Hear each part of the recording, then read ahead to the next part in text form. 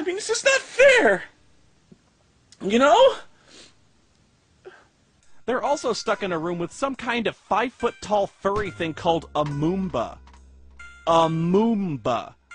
Honest to God, guys, I have no fucking clue. You thought the Ewoks were stupid? It's actually a huge orange furry thing that looks like some kind of cross between Bart Simpson and the Cowardly Lion.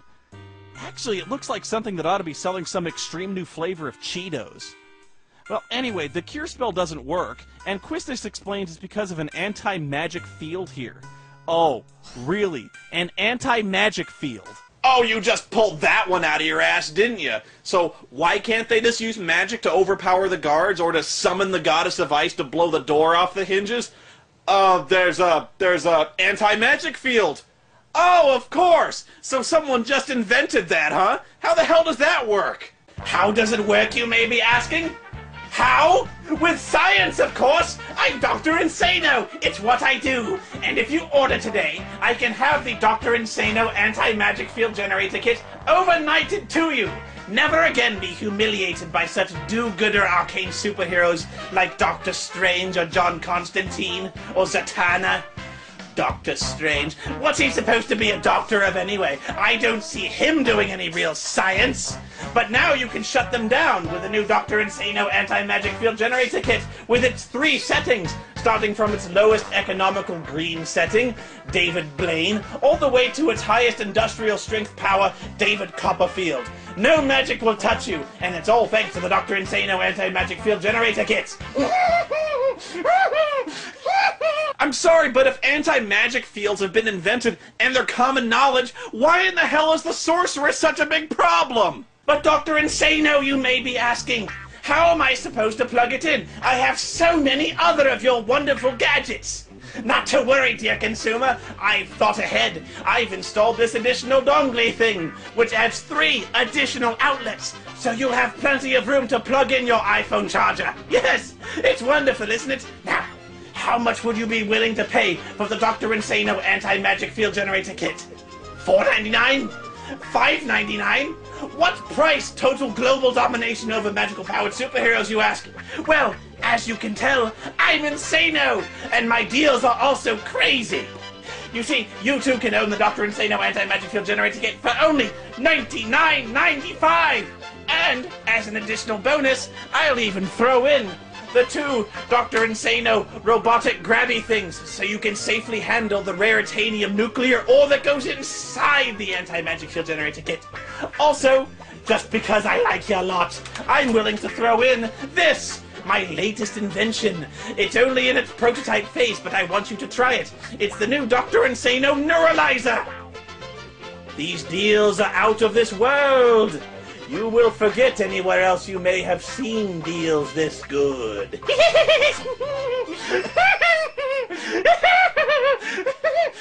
See, I'm immune because I have goggles. Nothing! Nothing! Nothing at all!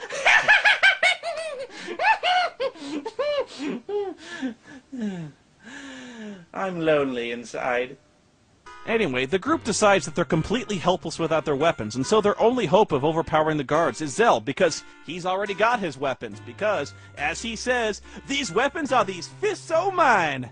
But first they need to get out of their cell, and since Zell is the one making the plan, oh god, how much do you want to bet it's the stupidest escape plan ever conceived? Oh yeah, it's even dumber than the sick man routine. Zell runs up, knocks on the door, and informs the guards that the ladies have all been bitten by a poisonous snake in his cell and are all dying. And the guards, being the rock-stupidest bastards in existence, immediately rush in to investigate. No, you fool, don't open the door! The deadly cobras will escape! Zell runs out with the Moomba to bring back the weapons from a group of guards who just happen to be standing out in the hallway playing with all their equipment. Ah, his fists! Our shotguns are useless against them! After you get the weapons back, Zell brings them back to the ladies, and holy shit, he's growing! Ah! Yeah, well, for some reason, Zell and the ladies all swell up into 20-foot-tall titans and escape. Biggs and Wedge from earlier try to stop them, but unfortunately, they can't quintuple their size like the others, and they're quickly dispatched. It's interesting to note that I can seemingly cast magic spells and summon demons just fine in here, despite the anti-magic field they made such a big deal about just a few minutes ago. Once you're out, you brawl through floor after identical floor filled with robots and guards. It's incredibly annoying watching the game recycle the same map a half dozen times for every floor of the prison, as if it's not even bothering to hide the fact that it's deliberately trying to waste your time. Now, you can explore most of the cells where, despite the complex being under full alert, several of the prisoners will eagerly play cards with you. In fact, most of them actually have the balls to demand payment before they'll play cards with you. Even if I wasn't being chased by hunter-killer robots, would you ever pay someone $300 to play Magic the Gathering with you? Fuck that noise! It's like the people who created this game have no concept of time, urgency, or logic. I can't believe how there's not a single screen of this game that I can't bitch about.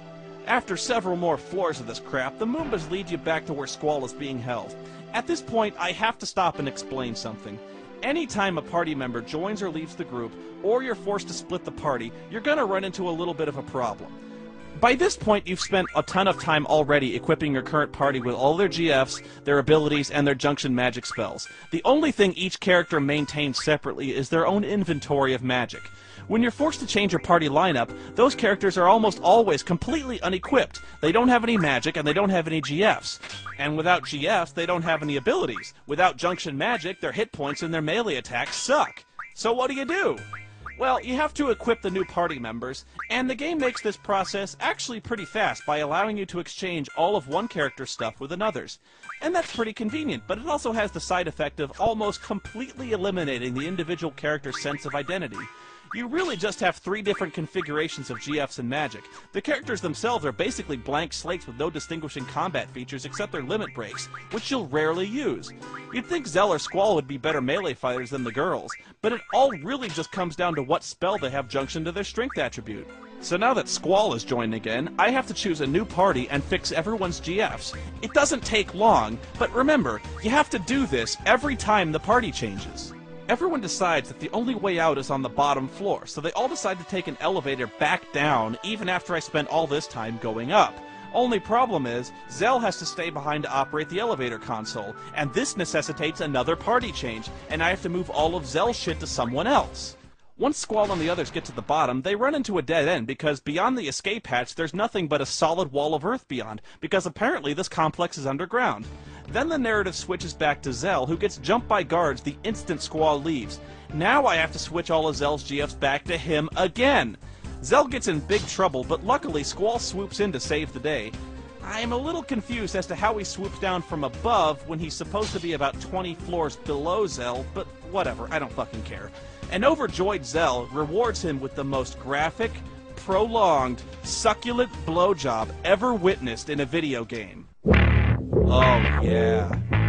Oh yeah. Yes!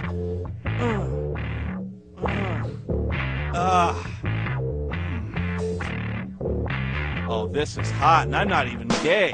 Squall says no, but his hands and his hips say, God, yes!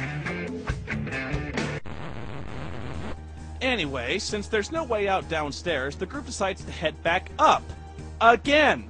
But they can't go up because guards with machine guns start to pin them down. But suddenly, Renoa and Irvin come from out of nowhere and hold the guards off while the others escape. And this forces you to change your party. Again! And once again, you guessed it, you have to run through a series of identical prison floors until you fight a giant robot at the very top. Once you're outside, you can finally get a good look at where the group has been taken. It turns out that the entire prison is some kind of huge, mobile, subterranean, 3-pronged drill. Why? Why would you build something like that? Why would you build